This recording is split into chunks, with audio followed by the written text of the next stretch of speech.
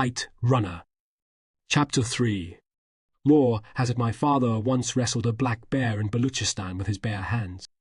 If the story had been about anyone else, it would have been dismissed as layoff, that Afghan tendency to exaggerate, sadly, almost a national affliction. If someone bragged that his son was a doctor, chances were the kid had once passed a biology test in high school.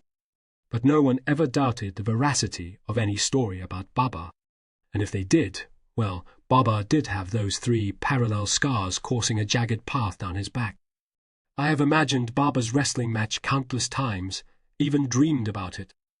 And in those dreams, I can never tell Baba from the bear. It was Rahim Khan who first referred to him as what eventually became Baba's famous nickname, Tufan Aga, or Mr. Hurricane. It was an apt enough nickname. My father was a force of nature, a towering Pashtun specimen with a thick beard, a wayward crop of curly brown hair, as unruly as the man himself, hands that looked capable of uprooting a willow tree, and a black glare that would drop the devil to his knees, begging for mercy, as Rahim Khan used to say. At parties, when all 6'5" of him thundered into the room, attention shifted to him like sunflowers turning to the sun. Baba was impossible to ignore, even in his sleep. I used to bury cotton wisps in my ears, pull the blanket over my head, and still the sounds of Baba's snoring, so much like a growling truck engine, penetrated the walls. And my room was across the hall from Baba's bedroom. How my mother ever managed to sleep in the same room as him is a mystery to me. It's on the long list of things I would have asked my mother if I had ever met her. In the late 1960s, when I was 5 or 6, Baba decided to build an orphanage. I heard the story through Rahim Khan. He told me Baba had drawn the blueprints himself, despite the fact that he'd had no architectural experience at all. Skeptics had urged him to stop his foolishness and hire an architect. Of course, Baba refused, and everyone shook their heads in dismay at his obstinate ways. Then Baba succeeded, and everyone shook their heads in awe at his triumphant ways. Baba paid for the construction of the 2-story orphanage just off the main strip of Jada Maiwand south of the Kabul River with his own money. Rahim Khan told me Baba had personally funded the entire project, paying for the engineers, electricians, plumbers and labourers, not to mention the city officials whose moustaches needed oiling. It took 3 years to build the orphanage. I was 8 by then. I remember the day before the orphanage opened, Baba took me to Gargar Lake, a few miles north of Kabul. He asked me to fetch Hassan too, but I lied and told him Hassan had the rooms. I wanted Baba all to myself. And besides, one time at Gargar Lake, Hassan and I were skimming stones, and Hassan made his stone skip 8 times. The most I managed was 5.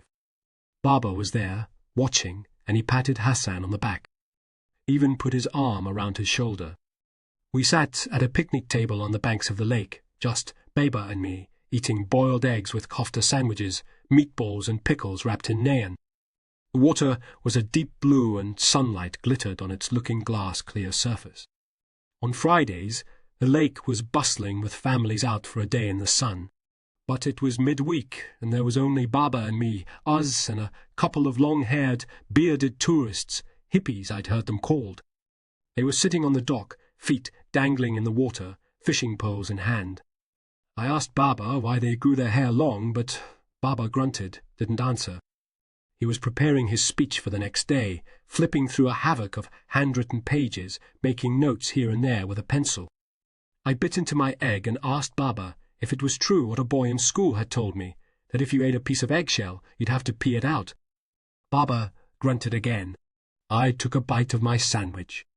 One of the yellow-haired tourists laughed and slapped the other one on the back. In the distance, across the lake, a truck lumbered around a corner on the hill. Sunlight twinkled in its side-view mirror. I think I have serotonin, I said. Cancer. Baba lifted his head from the pages flapping in the breeze. Told me I could get the soda myself. All I had to do was look in the trunk of the car. Outside the orphanage, the next day, they ran out of chairs. A lot of people had to stand to watch the opening ceremony. It was a windy day, and I sat behind Baba on the little podium just outside the main entrance of the new building. Baba was wearing a green suit and a caracal hat. Midway through the speech, the wind knocked his hat off, and everyone laughed. He motioned to me to hold his hat for him, and I was glad to, because then everyone would see that he was my father, my Baba. He turned back to the microphone and said he hoped the building was sturdier than his hat, and everyone laughed again. When Baba ended his speech, people stood up and cheered. They clapped for a long time. Afterward, people shook his hand. Some of them tousled my hair and shook my hand too. I was so proud of Baba, of us. But despite Baba's successes, people were always doubting him. They told Baba that running a business wasn't in his blood and he should study law like his father. So Baba proved them all wrong by not only running his own business, but becoming one of the richest merchants in Kabul. Baba and Rahim Khan built a wildly successful carpet exporting business, 2 pharmacies and a restaurant. When people scoffed that Baba would never marry well, after all, he was not of royal blood, he wedded my mother, Sophia Akrami, a highly educated woman universally regarded as one of Kabul's most respected, beautiful and virtuous ladies.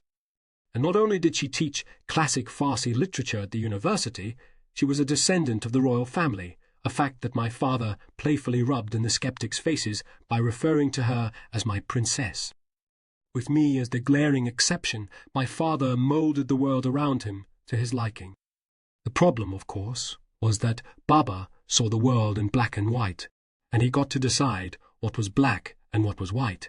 You can't love a person who lives that way without fearing him too, maybe even hating him a little. When I was in 5th grade, we had a mullah who taught us about Islam. His name was Mullah Fatiullah Khan, a short, stubby man with a face full of acne scars and a gruff voice. He lectured us about the virtues of zakat and the duty of Hajj. He taught us the intricacies of performing the 5 daily namaz prayers and made us memorize verses from the Quran, and though he never translated the words for us, he did stress, sometimes with the help of a stripped willow branch, that we had to pronounce the Arabic words correctly so God would hear us better. He told us one day that Islam considered drinking a terrible sin. Those who drank would answer for their sin on the day of Qiyamah, Judgment Day. In those days, drinking was fairly common in Kabul. No one gave you a public lashing for it, but those Afghans who did drink did so in private, out of respect. People bought their scotch as medicine in brown paper bags from selected pharmacies. They would leave with the bag tucked out of sight, sometimes drawing furtive, disapproving glances from those who knew about the store's reputation for such transactions. We were upstairs in Baba's study, the smoking room, when I told him what Mullah Fatiullah Khan had taught us in class. Baba was pouring himself a whiskey from the bar he had built in the corner of the room. He listened, nodded, took a sip from his drink. Then he lowered himself into the leather sofa, put down his drink, and propped me up on his lap. I felt as if I were sitting on a pair of tree trunks. He took a deep breath and exhaled through his nose, the air hissing through his moustache for what seemed an eternity. I couldn't decide whether I wanted to hug him or leap from his lap in mortal fear. "I see you've confused what you're learning in school with actual education," he said in his thick voice. "But if what he said is true, then does it make you a sinner, Baba?" Baba crushed an ice cube between his teeth. "Do you want to know what your father thinks about sin?"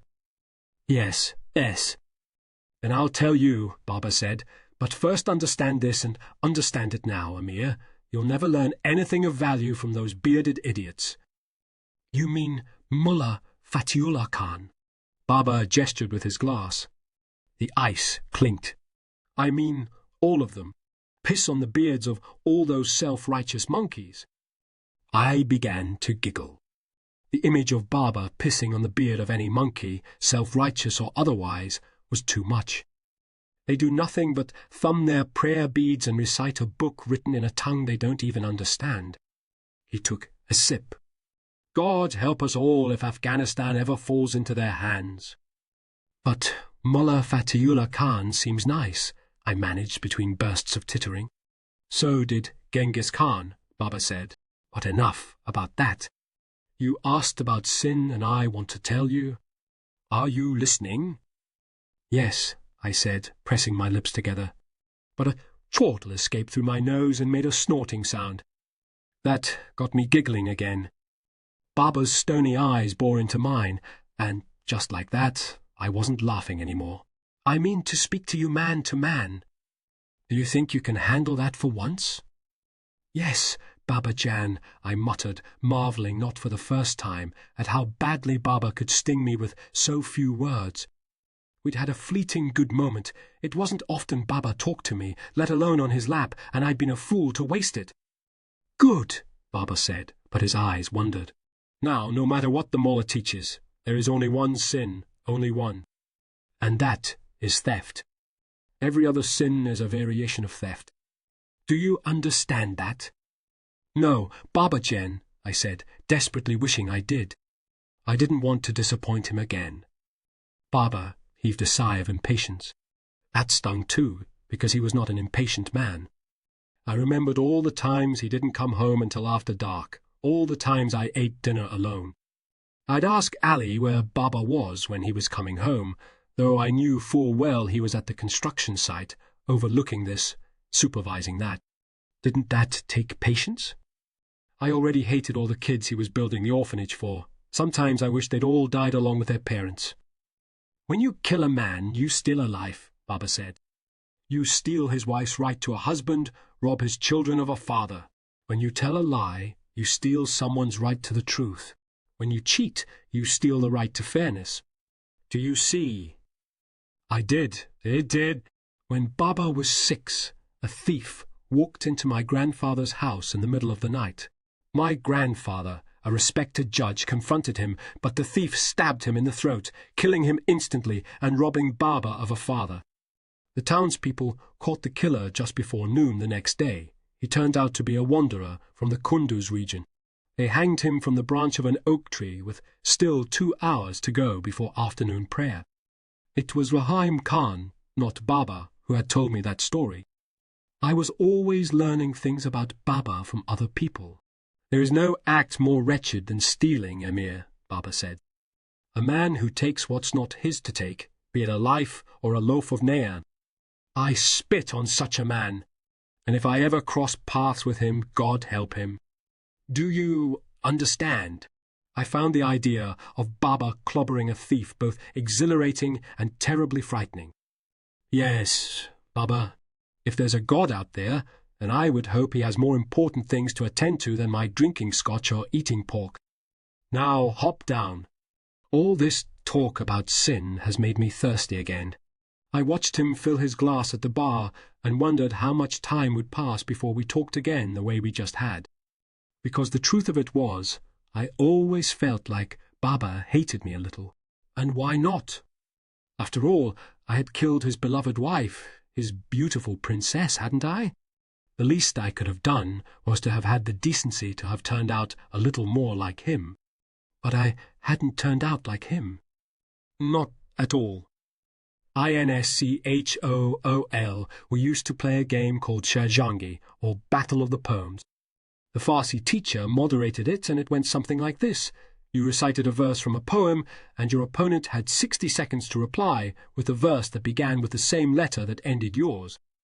Everyone in my class wanted me on their team, because by the time I was 11, I could recite dozens of verses from Khayyam, Hafez, or Rumi's famous Masnawi. One time I took on the whole class and won. I told Baba about it later that night, but he just nodded, muttered, "Good." That was how I escaped my father's aloofness in my dead mother's books. That and Hassan, of course.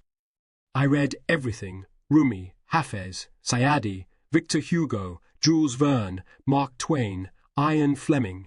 When I had finished my mother's books, not the boring history ones, I was never much into those, but the novels, the epics, I started spending my allowance on books. I bought one a week from the bookstore near Cinema Park and stored them in cardboard boxes when I ran out of shelf room. Of course, marrying a poet was one thing, but fathering a son who preferred burying his face in poetry books to hunting. Well, that wasn't how Baba had envisioned it, I suppose. Real men didn't read poetry, and God forbid they should ever write it.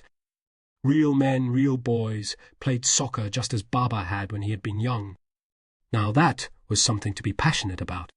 In 1970, Baba took a break from the construction of the orphanage and flew to Tehran for a month to watch the World Cup games on television, since at the time Afghanistan didn't have TVs yet. He signed me up for soccer teams to stir the same passion in me. But I was pathetic, a blundering liability to my own team, always in the way of an opportune pass or unwittingly blocking an open lane. I shambled about the field on scraggy legs, squalled for passes that never came my way.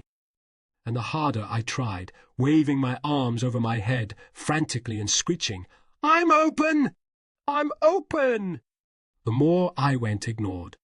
But Baba wouldn't give up. When it became abundantly clear that I hadn't inherited a shred of his athletic talents, he settled for trying to turn me into a passionate spectator.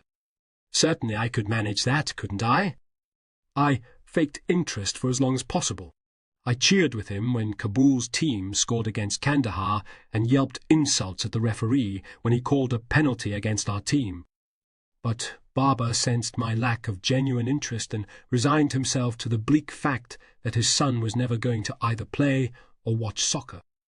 I remember one time Baba took me to the yearly Buzkashi tournament that took place on the first day of spring, New Year's Day. Buzkashi was, and still is, Afghanistan's national passion.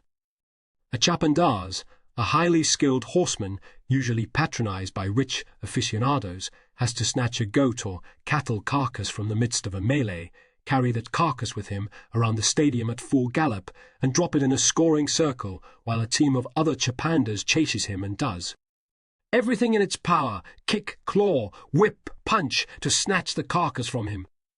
That day the crowd roared with excitement as the horsemen on the field bellowed their battle cries and jostled for the carcass in a cloud of dust. The earth trembled with the clatter of hooves. We watched from the upper bleachers as riders pounded past us at full gallop, yipping and yelling, foam flying from their horses' mouths. At one point, Baba pointed to someone. "Amir, do you see that man sitting up there with those other men around him?" I did. "That's Henry Kissinger." "Oh," I said. I didn't know who Henry Kissinger was, and I might have asked. But at the moment I watched with horror as one of the chapandaz fell off his saddle and was trampled under a score of hooves. His body was tossed and hurled in the stampede like a rag doll, finally rolling to a stop when the melee moved on. He twitched once and lay motionless, his legs bent at unnatural angles, a pool of his blood soaking through the sand. I began to cry. I cried all the way back home. I remember how Baba's hands clenched around the steering wheel. Clenched and unclenched. Mostly, I will never forget Baba's valiant efforts to conceal the disgusted look on his face as he drove in silence. Later that night, I was passing by my father's study when I overheard him speaking to Rahim Khan. I pressed my ear to the closed door. Grateful that he's healthy," Rahim Khan was saying. I know. But he's always buried in those books or shuffling around the house like he's lost in some dream." And I wasn't like that. Baba sounded frustrated, almost angry. Rahim Khan laughed. "Children aren't colouring books. You don't get to fill them with your favourite colours." "I'm telling you," Baba said, "I wasn't like that at all, and neither were any of the kids I grew up with." "You know, sometimes you are the most self-centered man I know," Rahim Khan said. He was the only person I knew who could get away with saying something like that to Baba. "It has nothing to do with that." "Nay, Nay, eh. Then what?" I heard the leather of Baba's seat creaking as he shifted on it. I closed my eyes, pressed my ear even harder against the door, wanting to hear, not wanting to hear. Sometimes I look out this window and I see him playing on the street with the neighbourhood boys. I see how they push him around, take his toys from him, give him a shove here, a whack there. And, you know, he never fights back. Never. He just drops his head and... "So he's not violent," Rahim Khan said. "That's not what I mean, Rahim, and you know it," Baba shot back. "There is something missing in that boy." "Yes, a mean streak. Self-defense has nothing to do with meanness. You know what always happens when the neighbourhood boys tease him?" Hassan steps in and fends them off. I've seen it with my own eyes. And when they come home, I say to him, "How did Hassan get that scrape on his face?" And he says he fell down. I'm telling you, Rahim, there is something missing in that boy. You just need to let him find his way, Rahim Khan said. And where's he headed? Baba said. A boy who won't stand up for himself becomes a man who can't stand up to anything. As usual, you're oversimplifying. I don't think so. You're angry because you're afraid he'll never take over the business for you. Now, who's oversimplifying? Baba said. Look, I know there's a fondness between you and him, and I'm happy about that. Envious, but happy. I mean that. He needs someone who understands him, because God knows I don't. But something about Emir troubles me in a way that I can't express. It's like I could see him searching, reaching for the right words. He lowered his voice, but I heard him anyway. If I hadn't seen the doctor pull him out of my wife with my own eyes, I'd never believe he's my son.